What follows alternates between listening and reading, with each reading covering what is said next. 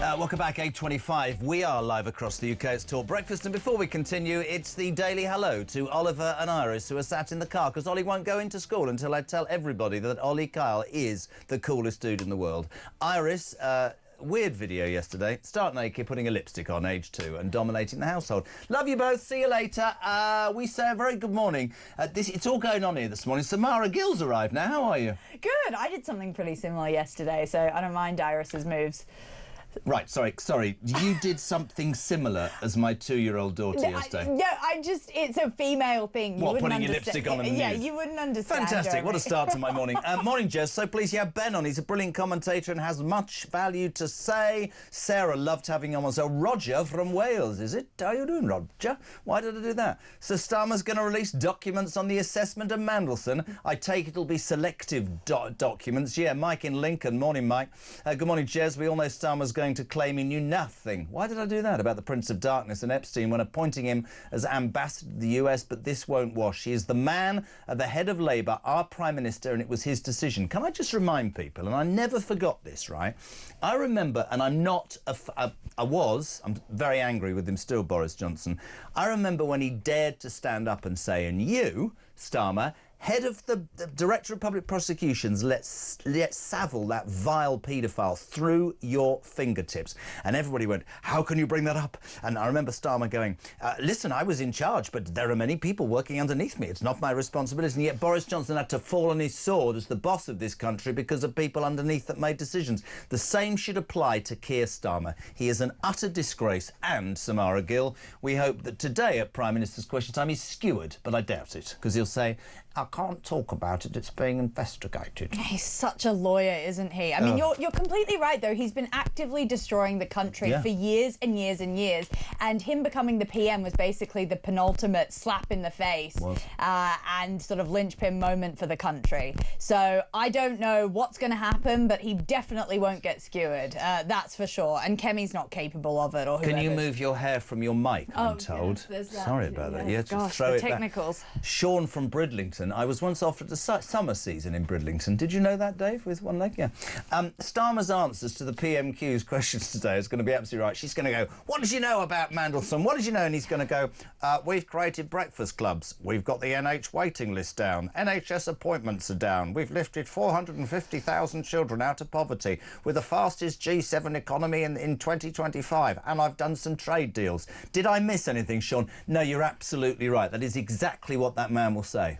Totally. And Kemi gets all this, you know, within the Westminster bubble. Oh, look at her on the dispatch box. Or look at that speech she randomly made. She's also not making any waves. I think it's really annoying, sort of, that we have this weird Conservative Party that's falling apart at the seams, also holding Labour to account, because they're not holding them to account. At the risk of me being called biased, even not Ed Davey, wouldn't you love to see reform? Wouldn't you love to see Nigel take it at some point? I don't understand why more than one opposition leader can't have questions on a more regular basis. I'll include all the other leaders in that, the Liberal Democrats, the man representing the Greens, whatever he's called, Hypno-Tits, as I've said it before. Well, he's not even an MP. No, he's not even an MP. Now, this is an extraordinary piece of work. So much to talk about on the show today.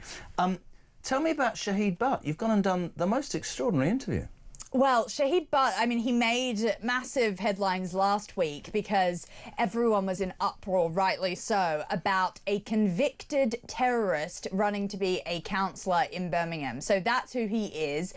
He was convicted in Yemen. He was convicted of plotting to bomb a British consulate, as well as a Swiss hotel, among other things. Sorry. I was away. A convicted terrorist who threatened to bomb the British consulate in Yemen is standing to be a councillor in Birmingham. Correct. And you've interviewed him. I did interview him. No wonder they didn't send me. I know, because they should have, but you would have absolutely sort of decimated the man. Look, he says that he's a reformed individual. I went in there with an open mind, okay? Let's listen to what he had to say about his textured past. Okay, play it. Now, obviously, this background led you to plotting bomb attacks. Why should listeners or sort of voters listen to a word that you say? Well, first and foremost, the actual charges against me, as I did from day one when I actually got into court in 1999, I denied all the charges. I told the judge that I was tortured, that the charges, were all false and made up. So I've maintained that from that time until now, that they were all false charges to the system. But every appeal that you did do did fail. Well, no, because as far as the law is concerned, this happened outside the British jurisdiction.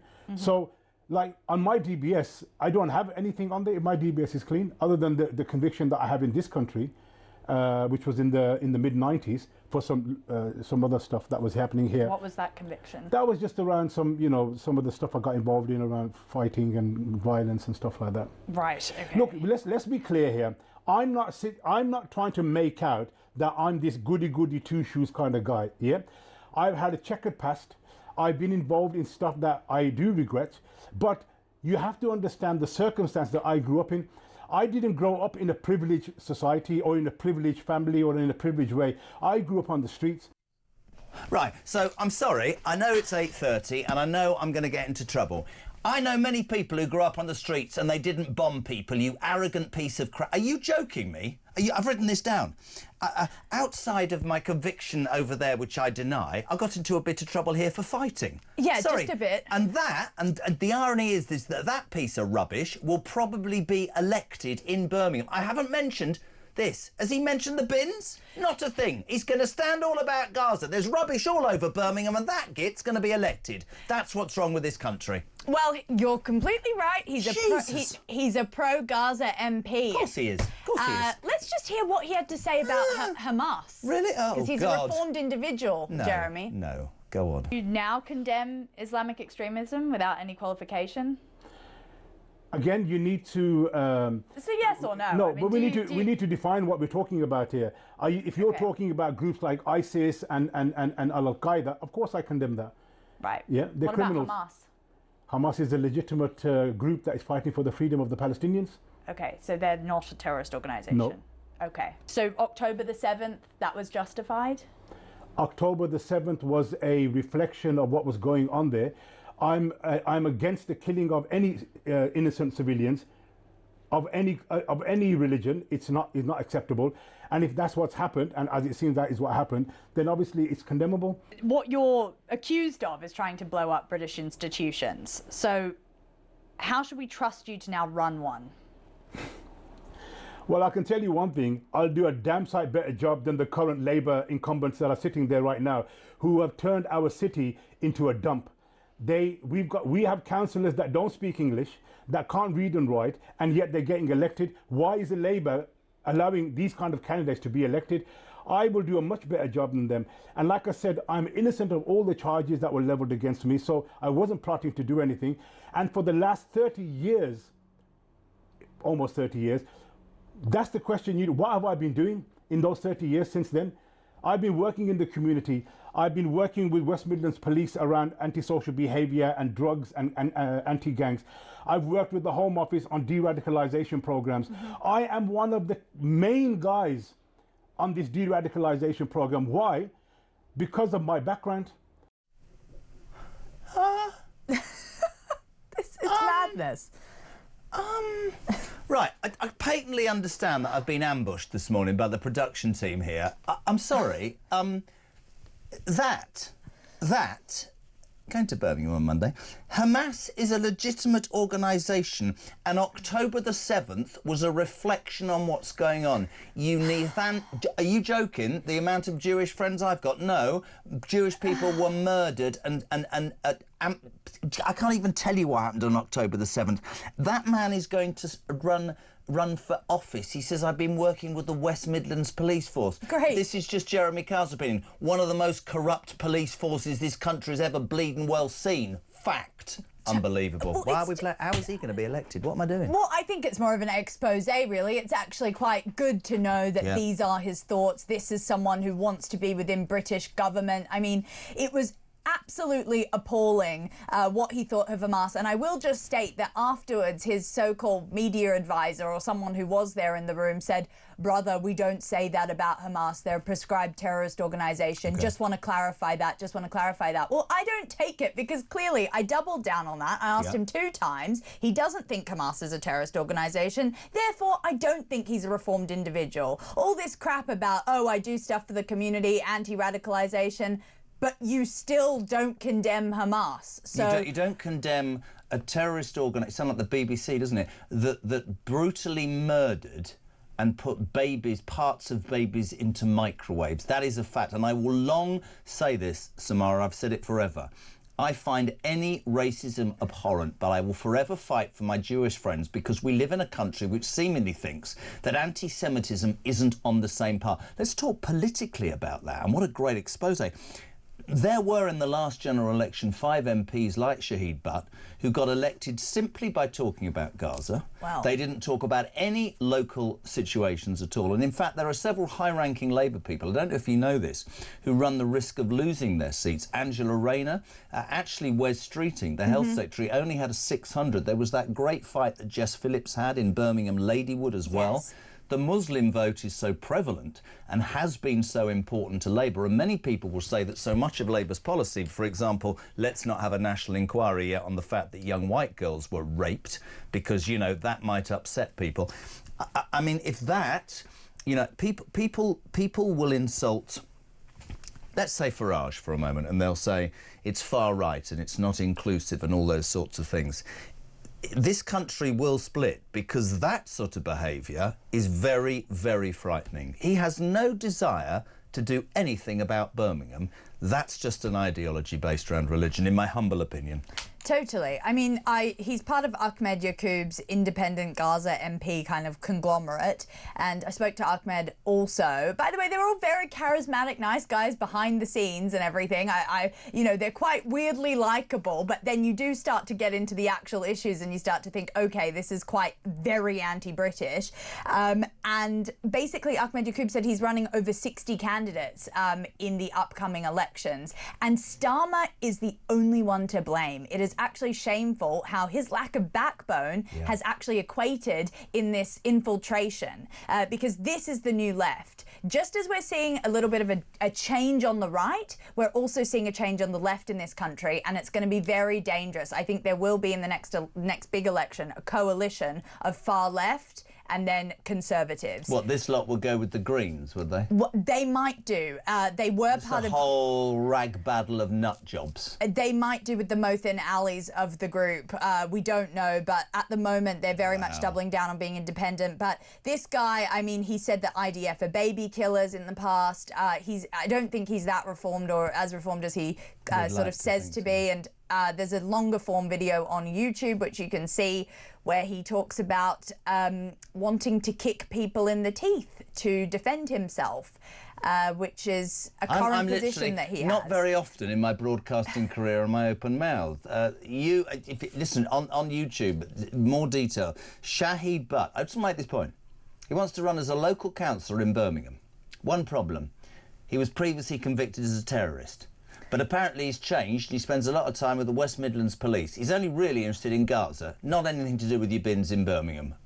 Beyond me. Literally beyond me. And for the people who, as I said, will say, oh, it's a bit far right to say that, is this a sign of things to come? Jesus God. It's a 2/3 Pakistani community out there, which I've got no issue with. But, none of us you know, he stands up for their interests, and a lot of the interview did revolve around my community, Islam, this and that, which... Again, I get, but I do think that councillors should be standing up for everyone within the community. Of course. So there is a big issue where we're just having very, very divided and siloed off people who are just sticking up for a very small section of their constituency. Did he win you over with his argument? He didn't win me over, no. They did offer to take me out for dinner after, which, to be honest, I am, you know, I love a bit of food, but I didn't go. I had other stuff to do that weekend. But, you know, Ahmed Yaqub, he's an interesting guy as well. He's the one heading this whole movement up. I just almost saw it from a journalistic perspective as a very interesting shift in what the future of Britain could look like. Candidates who are run on the Islamic faith and their faith in Allah over potentially Britain's interests. He did seem, you know, like he wanted to be a community leader. I'll give him that. He seemed like he had some leadership qualities, but I don't believe that if it's ever crossed your mind to bomb a British embassy, that you should then be standing up for Britain or representing them in any way. I just don't think you can come back from that reputationally. Couldn't agree more. And for many, many, many, many people, it is a signal and a sign of what is going to happen. Samara, Gill, great work. Before you go, great work yesterday. You went to Nigel Farage's press conference about pubs, where Nigel, page 10 of the Sun today, says that he's going to save the British pub. 118,000 pubs and hospitality units have closed in the 18 months of this government, this new NI workers' right. They've decimated it. Nigel yesterday saying, I'm going to save the pub industry, and I'm going to do that, OK, by cutting the shameless welfare bill where the feckless sit on their backsides and do nothing, not the mentally ill and disabled, before you all get on your moral high horses. And you asked a question, brilliant. She got, why did you talk about Clarkson, I asked earlier? Because he owns a pub, you idiot, Carl. Have a watch. Samara, Gill from talkTV. Jeremy Clarkson, a pub owner, he wrote a very scathing piece in The Sun this weekend saying that reform sounds great until you ask what they actually do beyond stopping the boats. He also said that voters don't know what they're signing up for. So can you name one policy on health, education or transport that would be measurably better after your first year in power, and tell us how voters would notice the difference? Hello, Jeremy. Here we are. I'll put a copy in the post to you. I've not been to your pub yet. I trust I'm not banned, along with all the Labour MPs. There you are. There you are. And actually, what he's saying is wrong. Wrong. We've been unveiling new names, new faces. We've been unveiling policies for the last 6 or 8 months, actually in considerable quantity. So I can tell you, Jeremy, there's a constructive plan for pubs that also cuts the welfare bill. I'm sure he will approve thoroughly of that. And you can tell him we're working very, very hard on a proper agricultural policy as well. So I think perhaps he'd be reassured. Just spend less time with David Cameron would be my advice. And just to update you, we texted Jeremy Clarkson this morning. We used to share lemon drizzle cake at ITV, saying, would you like to come? And he went, nah, and I haven't seen Cameron since Friday. So that's Jeremy Clarkson for you. Yeah, so Farage is on the money there. He is spending quite a bit of time with Cameron. No, I'm joking. Look, it's interesting. I think Clarkson put some really good things forward in his piece in The Sun. Yeah. But Farage seems to be sort of listening and putting together some policies. I think the pub thing will save the pubs, and at least there's a bit of publicity on there. But I was thinking that there was going to be a defection, and there wasn't. Yeah, Mandelson didn't jump out from behind a curtain as a Labour defection. So yeah. Great work, Samara, Gill. Shahid Butt. Watch that online, by the way, the full interview. The ex-terrorist who wants to be a councillor in Birmingham.